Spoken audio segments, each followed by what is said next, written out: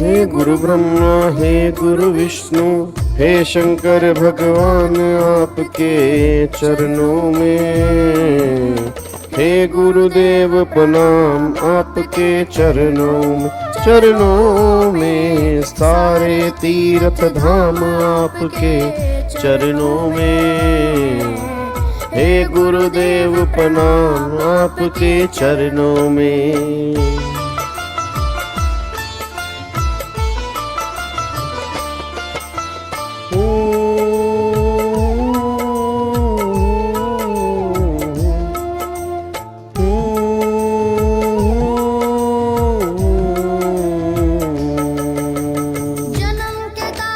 मात पिता है आप कर्म के दाता है। जन्म के दाता मात पिता है आप कर्म के दाता है।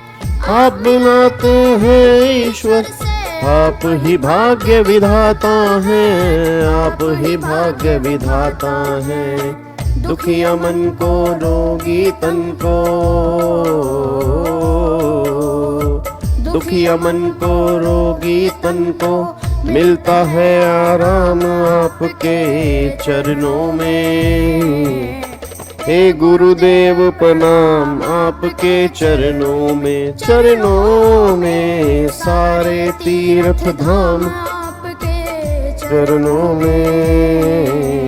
हे गुरुदेव प्रणाम आपके चरणों में।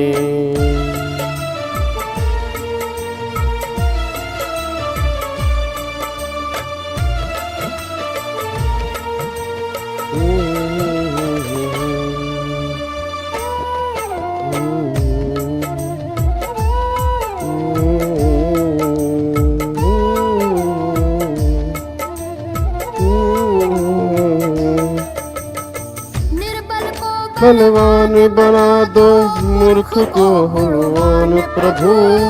निर्बल को भगवान बना दो मूर्ख को गुणवान प्रभु। और बंसी को भी ज्ञान का दो वरदान प्रभु। ज्ञान का दो वरदान प्रभु। हे महाज्ञानी हे महादानी हे महाज्ञानी हे हर शाम आपके चरणों में। हे गुरुदेव प्रणाम आपके चरणों में सारे तीर्थ धाम आपके चरणों में। हे गुरुदेव प्रणाम आपके चरणों में। Very good morning very good morning ji. Good morning Shreya, good morning Rajneesh, good morning Rohan, good morning Shivani, good morning Anjali, good morning Paras, good morning Reshma. Very good morning ji, good morning. क्या हाल चाल है भाई? बढ़िया हो? कोई दिक्कत तो ना है? बढ़िया चल रहा है सब कुछ? चलो राम राम जी, राम राम, सत श्री अकाल, अस्सलाम वालेकुम, हर हर महादेव, जय Mahakal. Good morning Gaurav, good morning Deepika, good morning Shrutika, good morning Dhruv, very good morning ji. के हाल चाल हैं? चलो जी बहुत बढ़िया जी, बहुत बढ़िया। आ जाओ फटाफट से आओ जी, बिना टाइम वेस्ट करते हुए सारे के सारे बच्चे फटाफट से यहाँ पे आ जाओ जी। सर हो गया क्वेश्चन 36 एंड 37 हो गया था, मतलब क्वेश्चन 36 37 दोनों हो गए आपके? पक्का पक्का? जो मैंने कल होमवर्क दिया था आपसे हो गया था? सर लास्ट लेक्चर जब होगा तो आपकी डॉटर से आशीर्वाद दिलवा दीजिएगा। बिल्कुल दिलवा देंगे जी सर, आपके आते ही अलग एनर्जी आ जाती है। ओ माय गॉड। चलो आओ जी, सारे के सारे बच्चे फटाफट से आओ जी। अब कल वाली क्लास में हमने कैपिटल गेन वाले क्वेश्चन किए थे ना, आज वाली क्लास में हमें अदर सोर्स वाले क्वेश्चन करने। अच्छा कल भी हमारी क्लास होगी, ठीक है ना? 15 अगस्त की कोई छुट्टी नहीं है, 15 अगस्त की कोई छुट्टी नहीं है, ठीक है ना? छुट्टी वोटी ठीक है, इंडिपेंडेंस डे है, हम यहाँ पे आके जय हिंद बोल देंगे, इंडिपेंडेंस डे विश कर देंगे, बट कल कोई छुट्टी नहीं है। कल हमारी क्लास होगी और सेम टाइम पर क्लास होगी सुबह 9 बजे। ठीक है ना, कल हमारी क्लास होगी और सुबह 9 बजे क्लास होगी, बस ये बात ध्यान दो। और कल फाइनली हमारी कैपिटल गेन और अदर सोर्स की लास्ट क्लास होगी। फिर 16 तारीख से हम स्टार्ट करेंगे पीजीबीपी और टोटल इनकम वाले क्वेश्चंस। ठीक है ना, 16 तारीख से हम स्टार्ट करेंगे फिर पीजीबीपी और टोटल इनकम वाले क्वेश्चन स्टार्ट करेंगे और टाइमिंग हमारी सुबह 9 बजे ही रहेगी। ठीक है ना, ध्रुव कह रहा है सर 15 नंबर वाले क्वेश्चन कब होंगे? बस 16 तारीख से। 16 तारीख से हम स्टार्ट कर रहे हैं, पीजीबीपी और टोटल इनकम वाले क्वेश्चन स्टार्ट कर रहे हैं, तो ऑटोमेटिकली उसमें 15-15 नंबर वाले भी क्वेश्चन खत्म हो जाएंगे और जो अलग से पीजीपी के क्वेश्चन बनते हैं वो भी खत्म हो जाएंगे। क्या बात मेरी समझ में आ रही है ना? तो टाइमिंग हमारी जो है वो सुबह 9 बजे ही रहेगी। ये बात ध्यान रखना। कल हम कैपिटल गेन और अदर सोर्स फाइनली अपना खत्म करेंगे, फिर 16 तारीख से टिल एंड तक जितने भी सेशंस होंगे वो सारे के सारे पीजीबीपी, टोटल इनकम, फिर साथ में डिडक्शंस भी कवर हो जाएंगी, साथ में सेट ऑफ वाले पॉइंट भी कवर हो जाएंगे, साथ में क्लबिंग ऑफ इनकम वाले पॉइंट भी कवर हो जाएंगे। तो उसको हम साथ साथ में कवर करते रहेंगे और ये ऑब्वियस सी बात है टीडीएस टीसीएस भी जो होगा वो साथ में कवर हो जाएगा। ठीक है, लास्ट क्लास कब है? लास्ट क्लास आप मान के चलो अगस्त एंड में, मतलब अगस्त एंड तक तो मैं सोच रहा हूं लेके चलूं। ठीक है ना, अगस्त एंड तक हम लेके चलेंगे, फिर बाकी तो सितंबर में तो आपके एग्जाम है ही है। ठीक है ना, सितंबर में तो एग्जाम है जी। ठीक है सर, 25 अगस्त तक हो जाएगा PGP and total income, almost हो जाएगा जी, ऑलमोस्ट हो जाएगा। ठीक है प्रणव, ठीक है जी। चलो अब बातचीत ना करते हुए एक बार फटाफट से यहां पे आ जाओ जी, अदर सोर्स के ऊपर आओ। अच्छा, अदर सोर्स के मैं बार बार बोल रहा हूं, इस सीरीज के साथ में हर सेशन में कह रहा हूं सीजन नंबर 1 जरूर देख लेना, नोट फॉर ऑल वाला, क्योंकि जो मैंने क्वेश्चन उसमें कराए हैं मैं इसमें नहीं करा रहा। ये सीरीज बिल्कुल अलग है उससे। अगर आप बहुत सारे बच्चे ये सोच रहे हैं कि सेम क्वेश्चन है, कोई सेम क्वेश्चन नहीं है। 99% क्वेश्चन जो है वो अलग है और ये वाले क्वेश्चन जो है वो अलग है। इसमें हम प्रेजेंटेशन भी कर रहे हैं, उसमें हमने ज्यादा जो है वो क्वेश्चंस की प्रैक्टिस बहुत सारी कर रखी है। ठीक है, चलो अब एक बार सारे के सारे बच्चे फटाफट से यहां पे आ जाओ, इधर देखो ध्यान से, एक बार क्वेश्चन नंबर 1 के ऊपर आओ। अब देखो ये क्वेश्चन नंबर 1 क्या कह रहा है? क्वेश्चन नंबर 1 है, वो कह रहा है जी Rahul, oh my god, Rahul Gandhi नहीं, वो कह रहा है नालायक को, राहुल कह रहा है, राहुल ए रेजिडेंट इंडियन, मतलब इंडिया का वो रेजिडेंट है, holding 28% of equity share in a company, took a loan of 5 lakh रुपए फ्रॉम द सेम कंपनी। ठीक है, on the date of granting the loan company had accumulated profit जो है वो 4 लाख रुपए के हैं।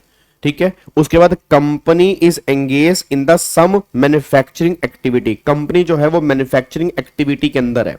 अब कह रहे is the amount of loan taxable as deemed dividend if the company is a company in which the public are substantially interested. फिर दूसरा क्वेश्चन वो पूछ रहा है, what would be your answer if the lending company is a private limited company that is which is not a company in which the public are substantially interested. Obvious सी बात है, पहले मेरे को सारे के सारे बच्चे याद करो, डीम्ड डिविडेंड वाला हमने एक पॉइंट किया था। डीम्ड डिविडेंड के अंदर सेक्शन 2 हमारा आता है, सेक्शन 2 क्लोज नंबर 22, और 2 क्लोज नंबर 22 में टोटल मिला के A B C D E, और अब एफ क्लोज वहां पे नया ऐड हो गया। एफ क्लोज हमारा कौन सा था? एफ क्लोज हमारा बायबैक वाला था। याद करो 222E।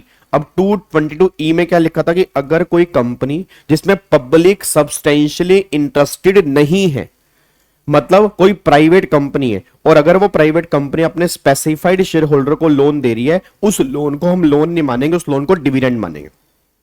और स्पेसिफाइड शेयर होल्डर का मतलब क्या होता है कि अगर उस शेयर होल्डर ने इस कंपनी में 10% और मोर की वोटिंग पावर होल्ड की है तो वो स्पेसिफाइड शेयर होल्डर है। अगर उसको लोन दिया तो जितने उसके एक्यूमुलेटेड प्रॉफिट होंगे वहां तक हम डीम डिविडेंड मान लेंगे। बट वो कॉन्सेप्ट एप्लीकेबल जो होगा वो प्राइवेट कंपनी वाले केस में एप्लीकेबल होगा, पब्लिक कंपनी वाले केस में एप्लीकेबल नहीं होगा। अब पहला वो कह रही ऐसी कंपनी है, मतलब जिस कंपनी में आपने होल्डिंग ले रखी है, जिस कंपनी से आपने लोन लिया है, वो कंपनी में पब्लिक सब्सटेंशियली इंटरेस्टेड है, तो मतलब वो प्राइवेट कंपनी नहीं है, तो उस केस में डीम डिविडेंड वाला कॉन्सेप्ट एप्लीकेबल ही नहीं होगा जी। बट अगर मैं सेकंड केस की बात करूंगा, इसमें पब्लिक सब्सटेंशियल इंटरेस्टेड नहीं है, मतलब क्लोजली हेल्ड कंपनी है, मतलब प्राइवेट कंपनी है, इस केस में डीम डिविडेंड वाला कॉन्सेप्ट एप्लीकेबल होगा और 5 लाख रुपए का डिविडेंड नहीं बनेगा, जितने उसके एक्यूमुलेटेड प्रॉफिट होंगे वहां तक का डिविडेंड बनेगा, बस ये पर ध्यान दो। अब सिंपल सी बात है, यहां पर प्रॉफिट कितने हैं 4 लाख, लोन कितने हैं 5 लाख, तो डिविडेंड जो बनेगा वो 4 लाख का बनेगा, डिविडेंड 5 लाख का नहीं बनेगा, बस ये पर ध्यान दो। क्या बात मेरी समझ में आ रही है? पक्का पक्का, कोई दिक्कत वाली बात तो नहीं है? क्या इसको हम लॉक कर सकते हैं? ठीक है, तो एक बार ऐसा करते हैं, इस पॉइंट को हम लिख लेते हैं प्रेजेंटेशन के साथ कि इसमें हमें लिख के क्या आना है। भाई तुमने आंसर 2 मिनट में दे दिया कि यहां डिम डिविडेंड नहीं बनेगा, यहां डिम डिविडेंड बनेगा और 4 लाख का बनेगा, बट इसको लिखना कैसे है? ठीक है ना, इसको लिखना कैसे है? तो एक बार फटाफट से इसको हम प्रेजेंटेशन के साथ में लिख लेते हैं कि अगर हमारे एग्जाम में डीम डिविडेंड वाला क्वेश्चन बना तो किस तरह से उसको हमें लिख के आना है जी। लो जी, लिखो एक बार सारे के सारे बच्चे फटाफट से यहां पे आ जाओ जी। इधर देखो ध्यान से जी, सॉल्यूशन यहां पे लिख लो, जो सॉल्यूशन नंबर 1 हम यहां पे करने जा रहे हैं। अब यहां पे लिखो जी, section 222E deemed dividend provision apply in this question.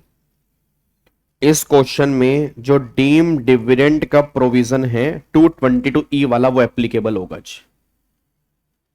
Sir अगर एक्यूमुलेट प्रॉफिट जितना फिर कुंदन लोन होता, तो जितना लोन होता ऑब्वियस सी बात है ना, उससे ऊपर तो बन ही नहीं सकते ना, मतलब मैक्सिमम लोन तक ही बन सकते हैं। अब अगर लोन 5 लाख का है, एक्यूमुलेट प्रॉफिट 8 लाख के हैं, तो 5 लाख तक का डिविडेंड बनेगा जी। Yes yes yes. अब लिखो यहां पे, पहला पॉइंट यहां पे लिखो, if A closely held company, if a closely held company, that is company in which the public are not substantially interested, gives any loan or advance to an equity shareholder who is beneficial owner of share with 10% or more voting power and the company has accumulated profit, और उस company के accumulated profit हैं जी, then such loan or advance is treated as deemed dividend और taxable करेंगे, taxable to the extent of accumulated profit. जितने उसके accumulated profit है वहां तक का जो लोन है उसको हम डीम डिविडेंड मान लेंगे। अब इसकी कुछ एक्सक्लूजन भी हैं जो इस प्रोविजन से रिलेटेड हैं। पहला, if loan is from a public company, that is company in which public are substantially interested. Section 222E does not apply. वहां पे 222E जो है वो अप्लाई नहीं होता अगर कंपनी जो है वो पब्लिक कंपनी है, या if the company is mainly engaged in the money lending business and loan is given in the ordinary course of business. Section 222E. Section 222E does not apply. यहां पे apply नहीं होता। 4 लाख तक का company free में दे रहा है and 1 lakh का रियल लोन है, ऐसा कंसीडर करना है, ऐसा कुछ नहीं है। यहाँ पे 4 लाख रुपए की अल्टीमेटली गवर्नमेंट करी कि तुम प्लानिंग कर रहे हो, फ्री में नहीं दे रहे भाई। ऑब्वियस गवर्नमेंट करी, चाहे तुम 5 लाख पे इंटरेस्ट चार्ज कर रहे हो, वो मैटर ही नहीं करता भाई। अगर तुमने लोन स्पेसिफाइड शेयर होल्डर को दिया तो ये 4 लाख रुपए का डीम डिविडेंड है, वो ये नहीं फ्री में भाई। अगर मान लो सामने वाली पार्टी इंटरेस्ट भी दे रही है ना, तो भी गवर्नमेंट करी डीम डिविडेंड तो है भाई। अगर तुम्हारे पास एक्यूमुलेटेड प्रॉफिट है तो अपने शेयर होल्डर को प्रॉफिट बांटो ना। अब तुम लोन के रूप में दे रहे हो तो गवर्नमेंट ने कहा वो लोन डिविडेंड बन जाएगा, चाहे उसके बदले में तुम इंटरेस्ट चार्ज कर रहे हो, ये मैटर नहीं करता। बट हाँ, अगर तुम्हारा धंधा ही लोन देना है, ये कंपनी लैंडिंग के बिजनेस में है, फिर गवर्नमेंट ने कहा नहीं बनेगा। या अगर ये कंपनी पब्लिक कंपनी है, फिर गवर्नमेंट ने कहा वो नहीं बनेगा जी। तो पॉइंट एप्लीकेबल होगा only for the closely held company जी। ठीक है जी। अब यहां पे लिखो, अब इसमें 2 केस उसने दे रखे हैं। केस नंबर 1, अब केस नंबर 1 में था लोन फ्रॉम पब्लिक कंपनी। अब अगर पब्लिक कंपनी से लोन दे रहे हैं जी, पहला यहां पे लिखो जी, राहुल होल्ड 28% इक्विटी।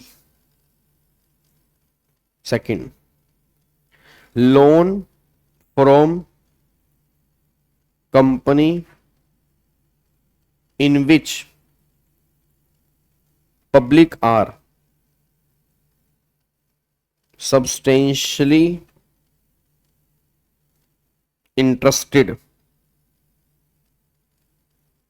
यहां पे section 222E not applicable, hence loan is not taxable as deemed dividend। Loan is non taxable as deemed dividend. Loan जो है वो डीम्ड डिविडेंड के तरह टैक्सेबल नहीं होगा, क्योंकि लोन जो मिला वो पब्लिक कंपनी से मिला, उस केस में 222E एप्लीकेबल ही नहीं होता जी। ये बात ध्यान देना जी। अब यहां पे केस नंबर 2 पे आओ जी। केस नंबर 2 है loan from private manufacturing companies. Loan from private manufacturing company. अब यहां पे पहला पॉइंट आएगा, private company that is public not substantially interested. उसका मेन बिजनेस जो है वो है मैन्युफैक्चरिंग, नॉट मनी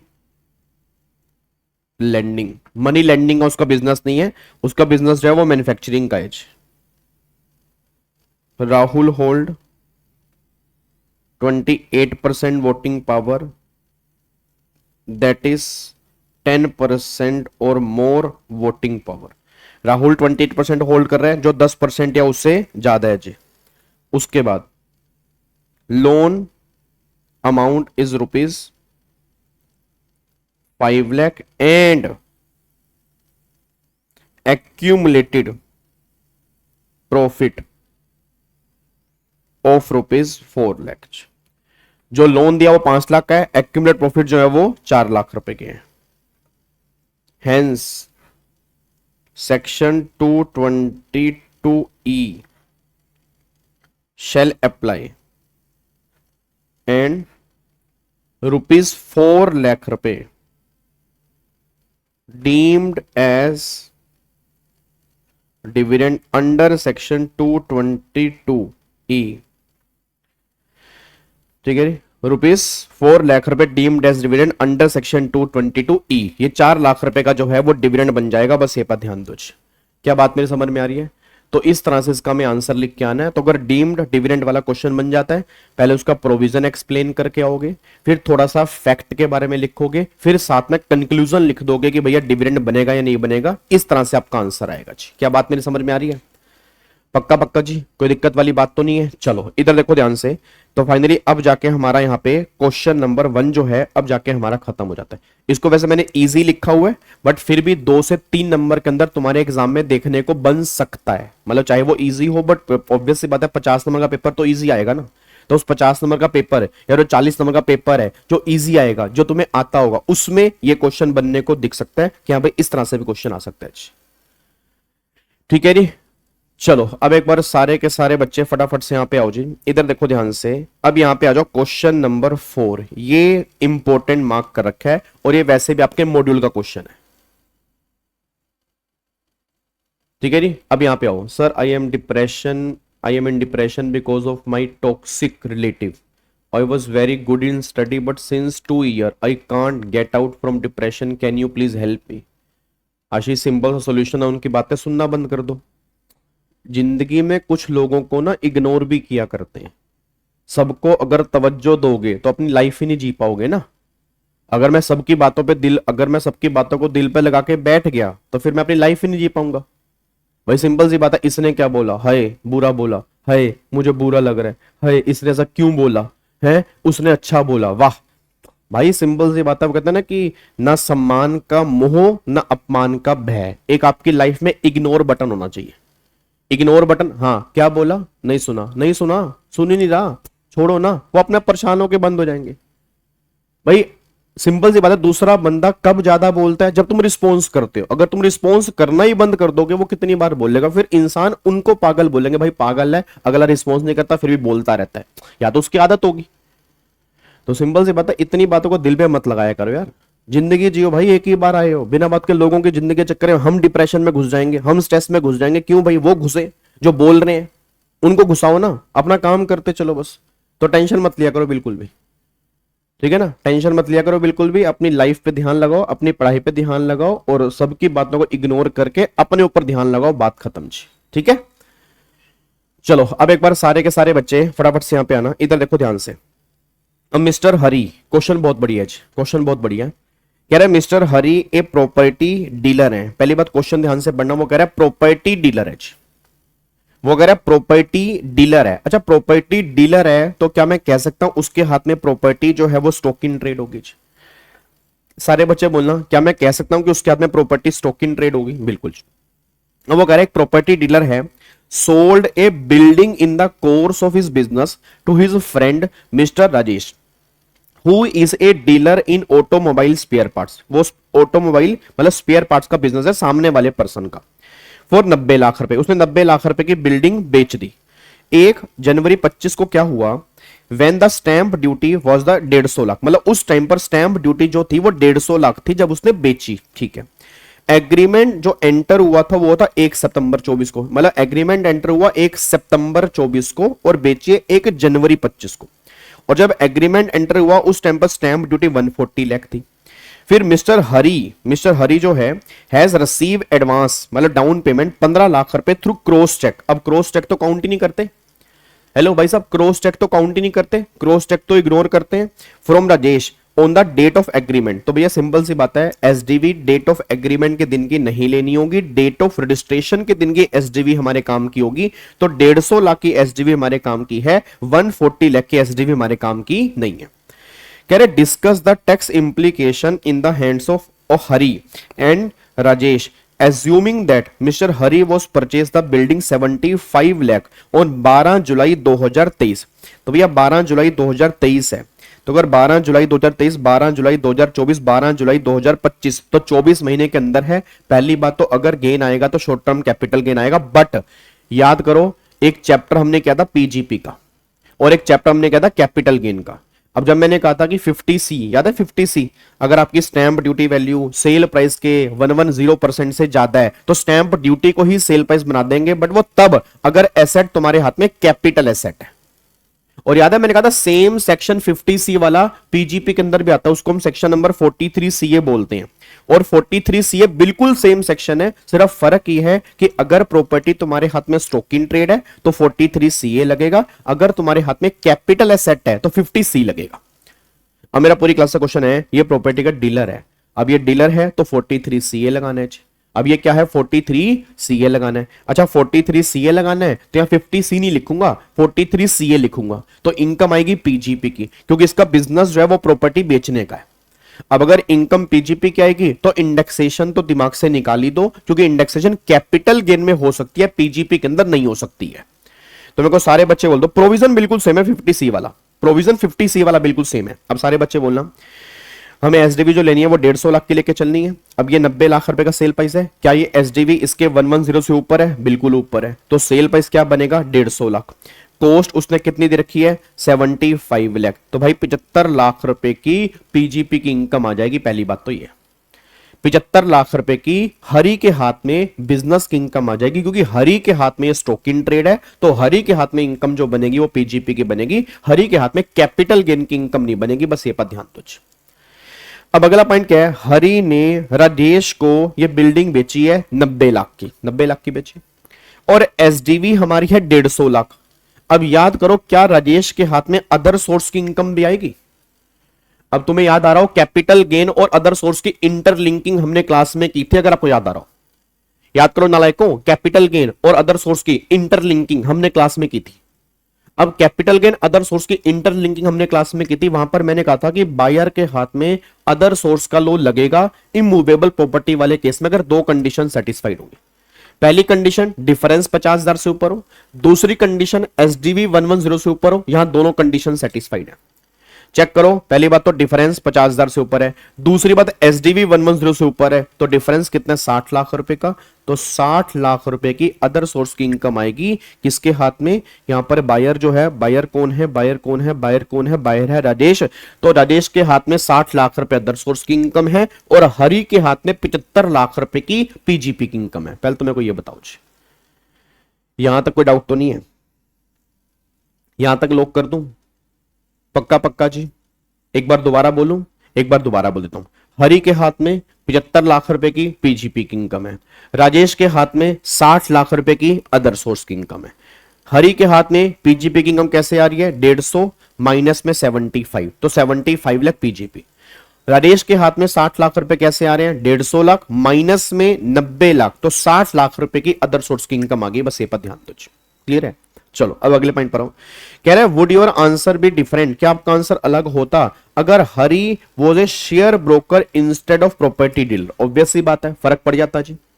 अच्छा फर्क क्या पड़ जाता? फर्क ये पड़ जाता कि अगर वो शेयर ब्रोकर है और फिर वो बिल्डिंग बेच रहा है तो फिर उसके हाथ में 50C एप्लीकेबल होता है, उसके हाथ में 50C एप्लीकेबल यहां पे हो जाता। अच्छा आंसर में फर्क नहीं आता? आंसर में फर्क क्यों नहीं आता? बच्चा कह रहा है यार गाबा सर एक बात बताओ, आंसर में तो फर्क आएगा ना भाई। कैपिटल गेन में इंडेक्सेशन करते हैं और 23 जुलाई 24 से पहले 23 जुलाई, अच्छा उसने बेचा कब है 1 जनवरी 25 को, वैसे भी 1 जनवरी 25 को बेचा है, 23 जुलाई 24 के बाद बेचा है, वैसे भी इंडेक्सेशन होनी नहीं है। और दूसरी बात जो है वो शॉर्ट टर्म कैपिटल गेन है, और शॉर्ट टर्म कैपिटल गेन में वैसे भी इंडेक्सेशन नहीं होती भाई। रीजन नंबर 1, 23 जुलाई 24 के बाद बेचा, तो 23 जुलाई 24 के बाद बेचा तो इंडेक्सेशन वैसे भी खत्म हो चुकी है। और दूसरा रीजन क्या है कि भाई शॉर्ट टर्म कैपिटल गेन है, तो शॉर्ट टर्म कैपिटल गेन में तो वैसे भी इंडेक्सेशन नहीं होती, तो आंसर तो सेम ही आएगा।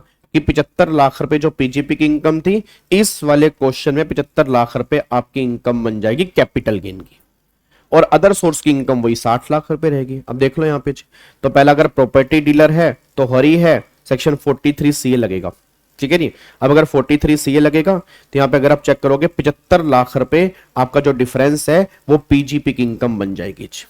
और उसके हाथ में क्या होगा, उसके हाथ में यहां 60 लाख रुपए जो हैं ये अदर सोर्स की इनकम जो है उसमें टैक्सेबल हो जाएंगे जी। हाँ, सिर्फ सेक्शन चेंज होगा। उसके बाद एक और, अगर शेयर ब्रोकर है तो हरी के हाथ में क्या लगेगा, 50 सी लगेगा। 50 सी लगेगा तो सेम 75 लाख रुपए, यहां पर आपको दिखाता हूं 75 लाख यहां पर आपका शॉर्ट टर्म कैपिटल गेन आएगा जी। तो यहां पे 75 लाख जो डिफरेंस है यहां पे अगर आप चेक करोगे, देखो शॉर्ट टर्म कैपिटल गेन आपका यहां पे निकल के आ रहा है, और 60 लाख रुपए वहां पे अदर सोर्स की इनकम निकल के आ रही है। बस ये बात ध्यान दो। बट मैं अगेन बोल दूं, प्रोविजन लिखना पड़ेगा आपको। वैसे ये क्वेश्चन एग्जाम में इतना बना नहीं है, बट बन सकता है। क्यों बन सकता है, क्योंकि कैपिटल गेन और अदर सोर्स की इंटरलिंकिंग एक ही क्वेश्चन में है। मतलब सेलर के हाथ में कैपिटल गेन की बातें भी हो रही हैं और बायर के हाथ में अदर सोर्स की बातें भी हो रही हैं, इसलिए ये एग्जाम में क्वेश्चन तुम्हारे बन सकता है। डन, कोई दिक्कत तो नहीं है कि आपको मेरी बातें समझ में आती हैं? पक्का पक्का जी। पीओएच मोर देन 24 मंथ है तो शॉर्ट टर्म कैसे होगा? पीओएच 24 मंथ कैसे है भाई? हेलो भाई साहब, पीओएच 24 मंथ कैसे है? मैथ को ना आवे के हैं, कैलकुलेशन को ना करनी आवे है छोरे, कैलकुलेशन ना करनी आवे। 12 जुलाई 23 है तो 12 जुलाई 23, 12 जुलाई 24, 12 जुलाई 25, 1 जनवरी 25 को बेच दिया, 24 महीने के अंदर बेचा तो 24 महीने से ऊपर कहां चला गया भाई? क्या करा भाई? डन। चलो अगले पॉइंट पर आओ जी। अब यहां पे आ जाओ अगले क्वेश्चन पे, क्वेश्चन नंबर 6। ये तो वैसे बहुत आसान है। क्वेश्चन नंबर 6 तो मैंने तुम्हें वैसे ही दे दिया कि चलो तुम एक क्वेश्चन देख के, कम से कम एक क्वेश्चन देख के तो खुश हो जाओ कि हाँ भाई हमें आता है। आओ जी एक बार क्वेश्चन नंबर 6 देखते हैं क्या है।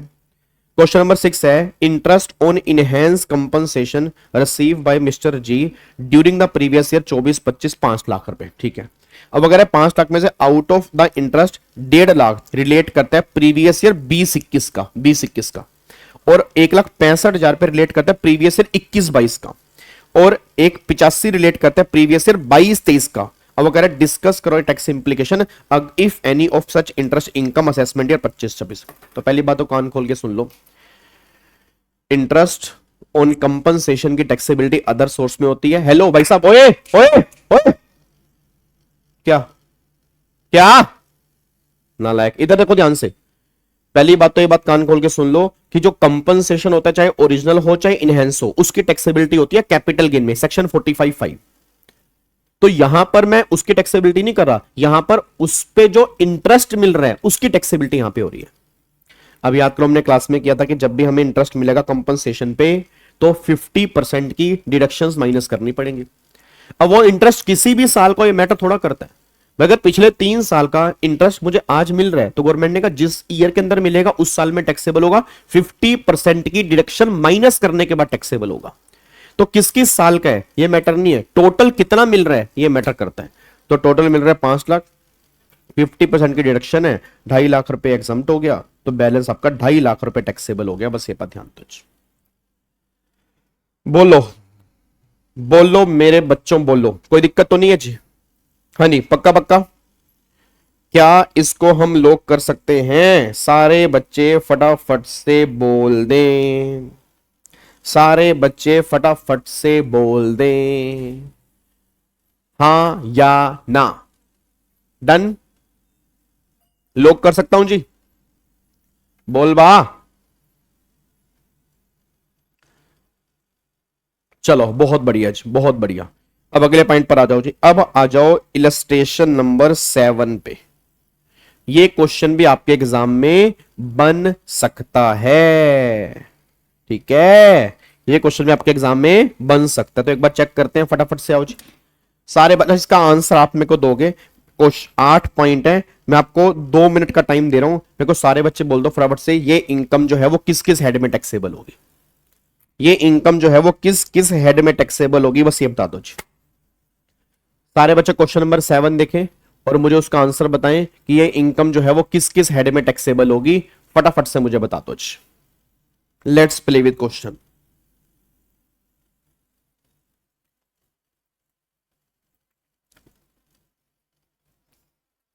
जल्दी बताना।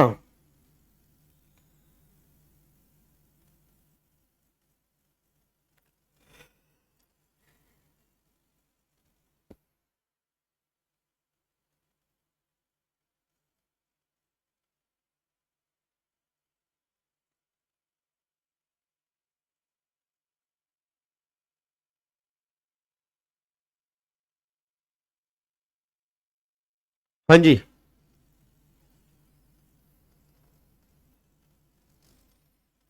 पहला हाउस प्रॉपर्टी।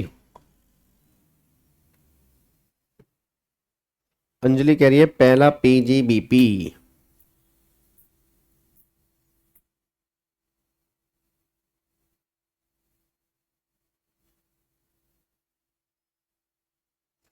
अच्छा, पहला हाउस प्रॉपर्टी, दूसरा पीजीपी।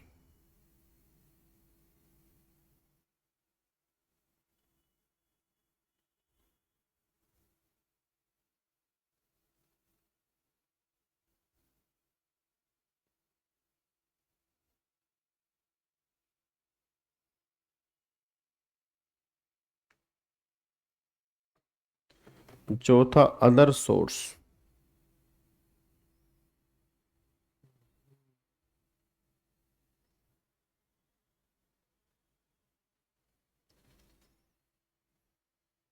चौथा पीजीबीपी, कुंदन कह रहा है चौथा आएगा सर पीजीबीपी।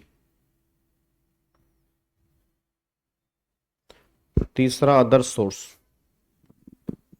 भाई साहब, तुम्हारा तो बिल्कुल ही कायाकल्प हो रहा है। इधर देखो ध्यान से नालायक को, इधर देखो ध्यान से। पहला जो है वो rental income in case of house property held as stock in trade for 3 year. याद भी आ रहा है कुछ? हेलो भाई साहब, तुम ऐसे तुक्के मार रहे हो क्या? याद भी आ रहा है कुछ? याद करो, मैंने आपको हाउस प्रॉपर्टी के अंदर कहा था कि अगर तुम्हारा बिजनेस प्रॉपर्टी बेचने का है, थोड़ा सा दिमाग लगाओ, अगर तुम्हारा बिजनेस प्रॉपर्टी बेचने का है तो पहले 2 साल तक उसकी एनुअल वैल्यू नील मानते हैं। पहले 2 साल तक उसके एनुअल वैल्यू नील मानते हैं और फिर 2 साल के बाद वो हम टैक्सेबल करते हैं डीम्ड लेट आउट मान के under the head house property. मैं दोबारा बोल दूं, ये उसने 3 साल की बात की है तो पहले 2 साल तक नील मानते हैं, 2 साल के बाद हम डीम्ड लेट आउट मान के हाउस प्रॉपर्टी में इनकम टैक्सेबल करते हैं। और ये सेक्शन 23 सब क्लोज नंबर 5 था, एक बार जाके चेक कर लेना। ये पॉइंट आपको मैंने बिल्कुल लास्ट में डायग्राम बनवाया था कि पहले 2 साल तक नील और 2 साल के बाद फिर आपकी इनकम जो होगी वो हाउस प्रॉपर्टी में टैक्सेबल होगी डीम्ड लेट आउट मान के। बस ये पर ध्यान दो।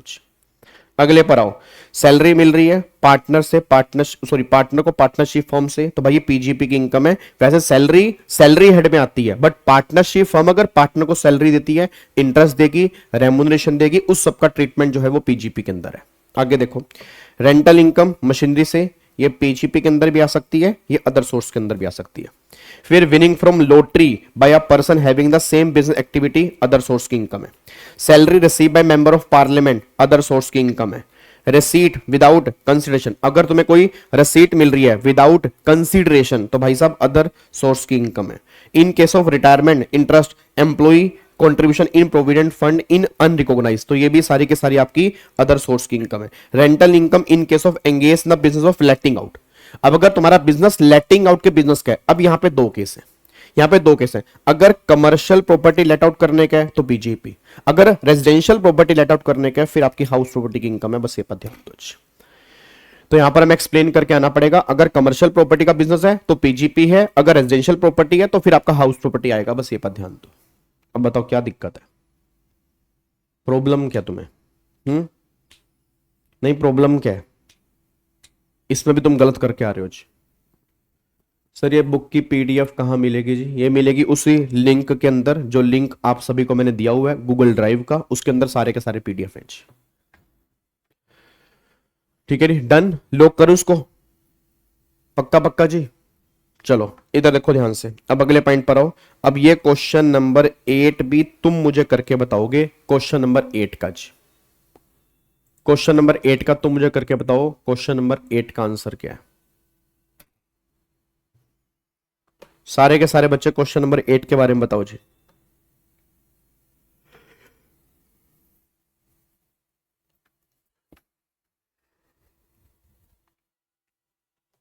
बोलो।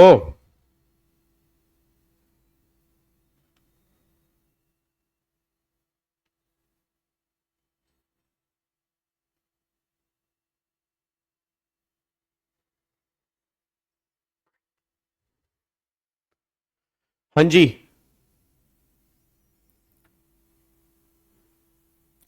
जल्दी बोलो फटाफट से जी। पहले वाले केस में टैक्सेबल, अच्छा पहले वाले केस में टैक्सेबल क्यों है? वो तो मैरिज पर मिला है। हेलो भाई साहब, ओए क्या हो गया तुम्हें? वो तो मैरिज पर मिला है ना। हेलो भाई साहब, ओए चिंटू इधर, वो तो मैरिज पर मिला है ना। तो अगर वो मिला ही मैरिज पर है तो मैरिज पर मिलने वाला गिफ्ट एग्जम्प्ट होता है, टैक्सेबल होता है, एग्जम्प्ट होता है। बट ये उसकी मैरिज पर नहीं मिला। अगर आप क्वेश्चन ध्यान से पढ़ोगे, ये उसकी मैरिज पर नहीं मिला, ये उसके सन की मैरिज पर मिला है। तो अगर उसके सन की मैरिज पर मिला है तो भाई ये टैक्सेबल वाली कैटेगरी में आएगा जी। उसके बाद एक बार कंपनसेशन 96,000 है for acquisition of urban land, 40% rate करता है इस साल से। तो भैया किसी भी साल से रिलेट करता हो, मैटर नहीं करता। 96,000 है, 50% की डिडक्शन मिलेगी, 48,000 रुपए यहां पे टैक्सेबिलिटी होगी, बस ये पर ध्यान दो। ठीक है जी, 48,000 रुपए जो है वो उसकी टैक्सेबिलिटी हो जाएगी। 50% की डिडक्शन माइनस करने के बाद 48% की हमारी यहां पे टैक्सेबिलिटी निकल के आएगी, बस ये पर ध्यान दो जी। क्या बात समझ में आ रही है जी? पक्का पक्का, चलो बहुत बढ़िया जी। तो टोटल आंसर बनेगा 1,20,000 और 48,000, 1,68,000 की जो है वो अदर सोर्स की इनकम आएगी जी। ठीक है, चलो अब अगले पॉइंट पर आओ जी। अब यहां पे आ जाओ, क्वेश्चन नंबर 11, बस लास्ट क्वेश्चन खत्म। Question number 11। अच्छा, इसकी प्रेजेंटेशन कैसे करोगे बताओगे? इसकी प्रेजेंटेशन कैसे करोगे? इसकी प्रेजेंटेशन कैसे करोगे बताओगे? इसकी प्रेजेंटेशन आप इस तरह से करोगे जी, जो मैंने आपको क्वेश्चन दिया है यहां पे ऐसे। यहां पे पहला पॉइंट हो गया, यहां पे लिख दोगे मान लो टैक्सेबल, और फिर इस साइड में पूरा का पूरा प्रोविजन एक्सप्लेन करोगे। फिर ऐसे दूसरे का यहां पर मान लो लिख दोगे टैक्सेबल, इस साइड में पूरा का पूरा प्रोविजन एक्सप्लेन करोगे। इस तरह से आपको आंसर देके आना है। और यहां पे टैक्सेबल के साथ एक लाइन और भी खींच सकते हो कि टैक्सेबल कितना। भाई यहां पे अमाउंट लिख दोगे ना, यहां पर अमाउंट लिख दोगे तो टोटल वैल्यू जो है वो टैक्सेबल यहां पे निकल के आ जाएगी। क्लियर है ना? तो इसकी प्रेजेंटेशन जो है वो टेबल बना के होगी। मैं साथ साथ तुम्हें प्रेजेंटेशन बता रहा हूं, अब ये मत कहना प्रेजेंटेशन कैसे करनी है। ठीक है ना? अगर इसके बावजूद भी तुम्हारे पल्ले नहीं पड़ रहे फिर बड़ी दिक्कत वाली बात है। ठीक है, पक्का पक्का। तो सिंपल सी बात है कि एग्जाम में सही तरीके से प्रेजेंटेशन करके आना। मैं बता दूं सर, 100 में से अगर 100 बच्चा एग्जाम देने के लिए बैठा है तो उसमें से 70 बच्चों को पेपर आता है, पेपर आता होता है। बट प्रॉब्लम क्या है, फिर भी 20 बच्चे क्यों पास होते हैं, 15 बच्चे क्यों पास होते हैं? क्योंकि 50 बच्चा प्रेजेंटेशन के अंदर मार खा जाता है। वो अपना घर समझ के बैठा है, वो पता ही नहीं क्या लिख रहा है, उसको टेबल बनानी नहीं आ रही, वो बिना टेबल के क्वेश्चन करते जा रहा है, बिना टेबल की क्वेश्चन कर रहा है, कोई अंडरलाइन नहीं कर रहा, कोई की पॉइंट्स, कोई हेडिंग नहीं डाल रहा, वो निकाल के आ रहा है। निकालनी टोटल इनकम है, कोई हेडिंग नहीं, उसने निकालना क्या? निकालनी टैक्सेबल सैलरी है, कोई हेडिंग नहीं है। निकालनी बिजनेस की इनकम है, कोई हेडिंग नहीं है। बिना हेडिंग के, बिना टेबल के क्वेश्चन कर रहा है। फिर कोई अमाउंट कहां पे आ रहा है, कोई अमाउंट कहां पे आ रहा है, कोई अमाउंट कहां पे आ रहा है। इसी चक्कर में 50% बच्चा जिनको आता है वो पेपर में फेल हो रहा है। रीजन क्योंकि उसको प्रेजेंटेशन नहीं आ रही। बट हां, अब जिसके प्रोविजन ही क्लियर नहीं है तो वो तो वैसे ही फेल है ना। अगर तुम सोचो नहीं सर फिर मेरे को लगता है मैं फेल हो रहा हूं प्रेजेंटेशन की वजह से, नहीं, पहले प्रोविजन भी चेक कर लो, जो आंसर निकाला वो सही भी था या नहीं था। ऐसा नहीं कि सारे नंबर प्रेजेंटेशन की है, प्रेजेंटेशन बहुत इंपॉर्टेंट रोल अदा करती है, बट इट डजंट मीन सिर्फ प्रेजेंटेशन ही रोल अदा करती है। ऑब्वियस बात है, जो आपने लिखा हो वो सही भी तो हो, उसके बाद प्रेजेंटेशन की बात होती है। तो एग्जाम एक चक्रव्यूह है जिसके अंदर आप घुस तो जाते हो, बाहर आना बड़ा मुश्किल होता है। तो बाहर वही आता है जिसको चक्रव्यूह तोड़ना आता है, और चक्रव्यूह तोड़ने के लिए प्रोविजन अच्छे क्लियर होने चाहिए, आपने क्वेश्चन की बहुत सारी प्रैक्टिस की हो, आपकी प्रेजेंटेशन बहुत स्ट्रांग हो, आपने बहुत बढ़िया से टेस्ट दिए हो, मॉक टेस्ट पेपर दिए हो, और आपने घर में लिखने की प्रैक्टिस की हो, और आपकी स्पीड बहुत बढ़िया हो, तब जाके चक्रव्यूह टूटेगा। अगर एक आधा टायर भी पंचर है तो चक्रव्यूह नहीं टूटेगा आपका, बस ये पर ध्यान देना चाहिए। क्या बात में समझ में आ रहा है? तो ये सारी चीजों पे अगर टिक है तो एग्जाम तुम निकाल दोगे जी, ठीक है ना। चलो अभी सुनो ध्यान से जी, अब यहां पे एक बार फटाफट आओ जी, इधर देखो ध्यान से। अब यहां पे आ जाओ, इधर देख लो क्वेश्चन नंबर 11। अब ये आप मेरे को करके बताओगे जी, ये वाला क्वेश्चन आप मुझे करके बताओगे। एक बार चेक करना क्वेश्चन नंबर 11 क्या है। कह रहा है examine the following transaction in the context of income tax act 1961। Check करना क्या कह रहा है। कह रहा है mister B transfer 500 share of RP limited to B company private limited on 10/10/24 3 lakh रुपए when fair market value 5 lakh रुपए। अब सारे बच्चे बोलना 5 लाख के एफएमवी वाले शेयर आपने 3 लाख में दिए, तो 2 लाख रुपए का जो डिफरेंस आ रहा है, एक तो वो 2 लाख रुपए की अदर सोर्स की इनकम आ गई। अब बच्चा कह रहा है सर क्यों अदर सोर्स की इनकम आ गई, ये तो कंपनी है। तो कंपनी वाले केस में थोड़ा ये सेक्शन एप्लीकेबल होगा, क्यों नहीं लगेगा। याद करो section 56(2)(10) gift receive by any person. अगर गिफ्ट कोई भी पर्सन रिसीव करेगा, चाहे वो इंडिविजुअल हो, एचएफ हो, कंपनी हो, 56(2)(10) ही लगेगा, ठीक है जी। तो 2 लाख रुपए 10 उसकी इनकम आ गई। फिर उसके बाद उसने बोला था index cost of acquisition of shares of mister B was 4.5 lakh, और ट्रांसफर आपने किए उसको, अच्छा उस पर आपने एसटीडी पे नहीं किया, तो उस पर आपने एसटीडी पे नहीं किया। ओके जी, तो सिंपल सी बात है। पहली बात तो मिस्टर बी ने शेयर ट्रांसफर किए हैं 500 शेयर टू इस कंपनी को 3 लाख के, उसकी एफएम इतनी थी, और index cost of acquisition of share for mister B was computed as 4,45,000, ठीक है जी।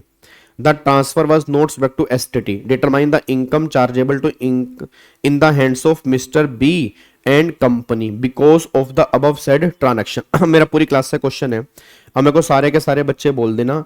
मैं बस आपसे एक बात जानना चाह रहा हूं जी, यहां पे कंपनी के हाथ में तो 2 लाख रुपए की इनकम आ रही है जी। चलो पहले आप मेरे को बताओ, ये तो मैंने आप, अच्छा एक बार अगला पॉइंट भी पढ़ लो।